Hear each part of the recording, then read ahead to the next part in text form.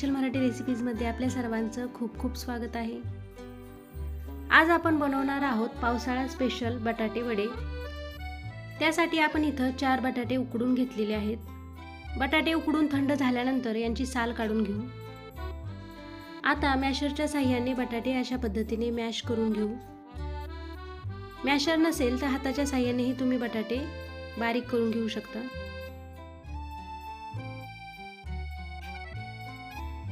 मॅशरच्या साहाय्याने बटाटे मॅश करून झालेले आहेत।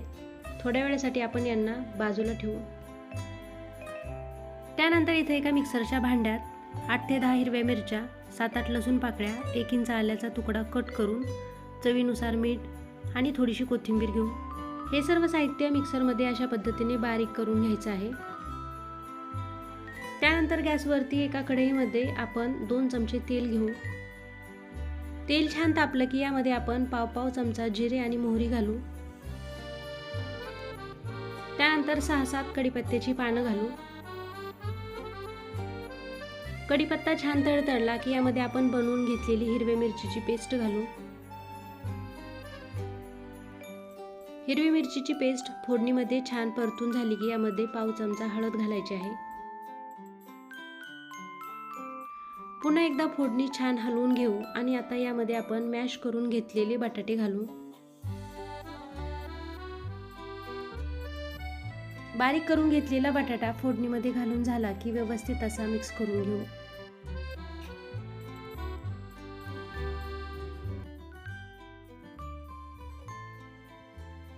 बटाटा फोडणीमध्ये मिक्स करून घेताना वरून बारीक चिरून घेतलेली भरपूर अशी कोथिंबीर घालू।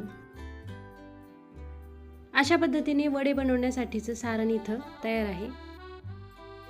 इथं आपण गॅस बंद करू आणि बनवलेलं सारण थंड होण्यासाठी अशा पद्धतीने पसरून ठेवू। आता एका बाउलमध्ये 2 कप बेसन घेऊ।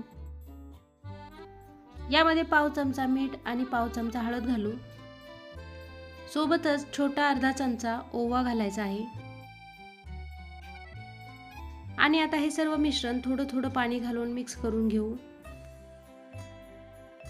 2 कप बेसन पिठाला इथं आपल्याला 1 ते 1.5 कप पाणी लागलेलं आहे।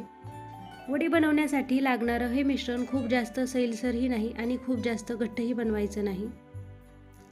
व्हिडिओत दाखवल्याप्रमाणे एकाच डायरेक्शनमध्ये मिश्रण व्यवस्थित असं फेटून घ्यायचं आहे। वडे बनवण्यासाठी या मिश्रणाची अशा प्रकारची कन्सिस्टन्सी इथं आपल्याला लागणार आहे।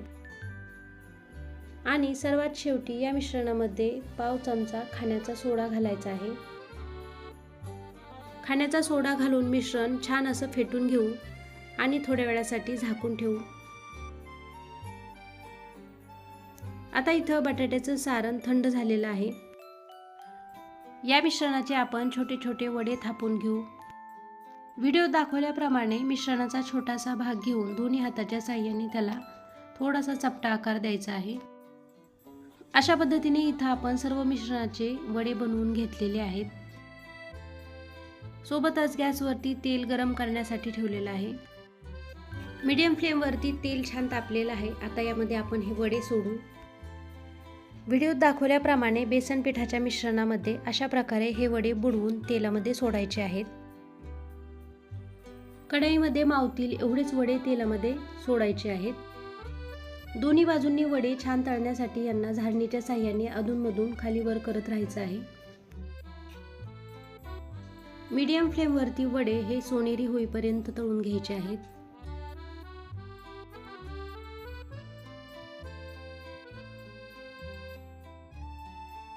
एक ते 1.5 मिनिटांमध्ये वडे हे छान सोनेरी आणि कुरकुरीत असे तळतात। त्याच वेळेला त्यांना काढून घ्यायचं आहे। आता इथं वड्यांचा रंग सोनेरी झालेला आहे आणि ते कुरकुरीतही झालेले आहेत। आता आपण यांना काढून घेऊ।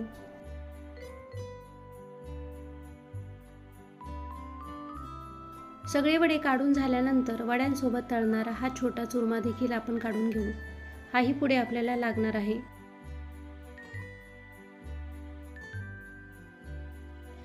आता उरलेले वडेही आपण अशाच पद्धतीने तळून घेऊ।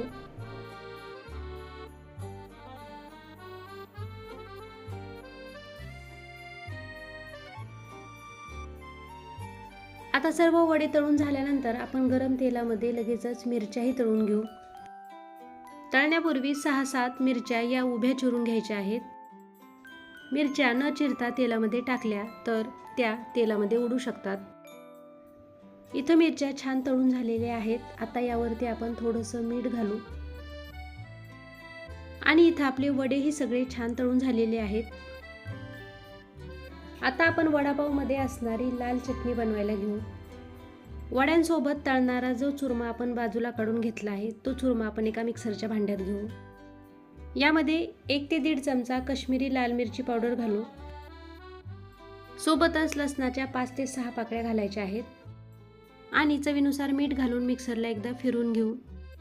आणि इथं वडापाव सोबत असणारी लाल चटणी तयार आहे। मग माझी ही पावसाळा स्पेशल सोप्या पद्धतीने वडापावची रेसिपी तुम्हाला कशी वाटली कमेंट करून नक्की सांगा। आणि व्हिडिओ आवडला असेल तर व्हिडिओला लाईक, चॅनलला सबस्क्राईब आणि शेअर करायला विसरू नका। आणि हो, बाजूलाच असलेलं बेल आयकन हे नक्की दाबा जेणेकरून माझ्या प्रत्येक व्हिडिओचं नोटिफिकेशन तुम्हाला सगळ्यात आधी मिळेल। पुन्हा भेटूयात पुढच्या रेसिपीसह, तोपर्यंत नमस्कार।